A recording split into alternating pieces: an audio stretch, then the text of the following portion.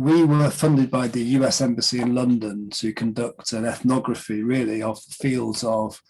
media literacy and media studies, researchers and practitioners, journalists, students, information professionals such as librarians, and media industry representatives. So we conducted a series of workshops and interviews, including with members of the Smart EU team, to really explore the importance of media literacy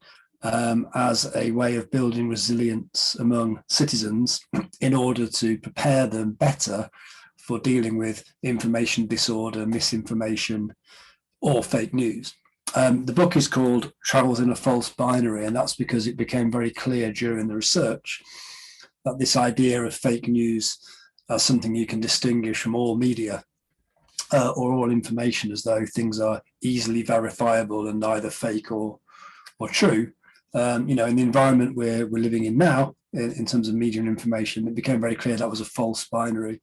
So the project was really exploring best practice, perspectives, and really ways of working across these stakeholder groups. So rather than presenting a series of strategies for media teachers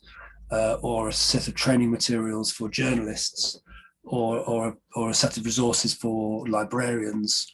or materials for students, we were keen to identify through the project what was working really well at that intersection between all those stakeholder groups. So really that was a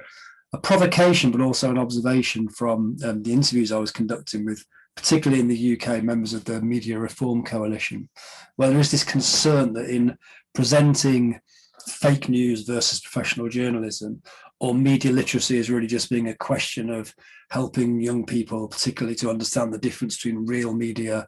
and fake news, that what we're doing is we're kind of returning to a sense of verification and authority in all journalism, which is actually very much against the grain of what people like Stuart Hall and the cultural studies tradition and that legacy that feeds into media studies have been encouraging. So what we need is a healthily skeptical citizenry who can use advanced media literacy critical capacities to be, as I say, healthily skeptical about all news, all media, all information, to have that kind of mindset of questioning and critical judgment, rather than a set of simple reactive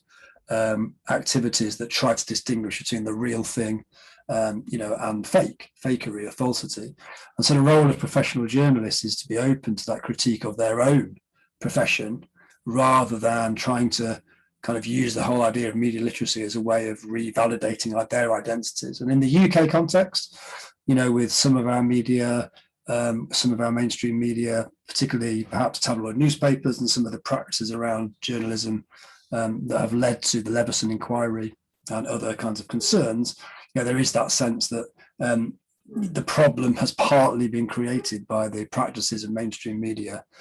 So we shouldn't be just trying to kind of train our students in wanting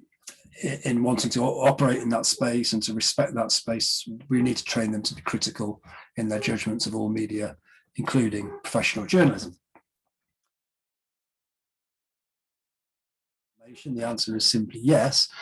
but one of the conclusions that we draw here is around the idea of media literacy as a sustained educational project which teaches people to fish, as opposed to a series of reactive quick fix projects or resources that give somebody a fish, to use that kind of parable or that metaphor. So therefore, we believe in all positive aspects of media literacy internationally. Media literacy is more important than it's ever been, but we have concluded from this research that it's a serious endeavour. It needs time. It's a sustained educational practice, just as literacy and critical literacy more generally is, and it cannot be reduced simply to a short project or a series of online resources in isolation. So we talk in the book and in the project about resources which are excellent in the short term, and certainly there is no criticism of those projects, but how they need to be scaffolded and framed by a sustained educational project. In the end, it boils down simply, we think, to the observation that media studies or media literacy should be a subject taught to everybody in every school across the world. Anything short of that will run the risk of exacerbating the situation we find ourselves in with information disorder, post-truth, fake news, and all of those concerns that we have at the moment. And I think it's tremendously important to say that we are now moving into a space where data literacy, algorithm literacy, the ability to be critical about the way that our data and our information about things like the pandemic are coming to us is more and more important. But that again is part of this broader media literacy. So if citizens were equipped with the critical mindset that came from several years of engaging with media and information from a critical literacy perspective, then they would be better placed to deal with data, privacy, algorithms, the inherent biases in those kind of practices, and also in thinking through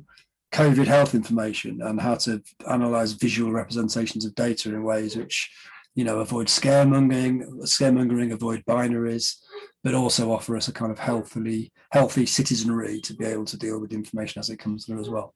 So that's the future. VR and AI, data, algorithms, all of those things which we're aware of and concerned about, particularly for young people, but not as a new endeavour, rather as the latest chapter in the kind of project of critical media literacy in a more holistic sense. Good luck with the rest of Smart EU. I hope this is helpful. Thanks for the questions. Bye-bye.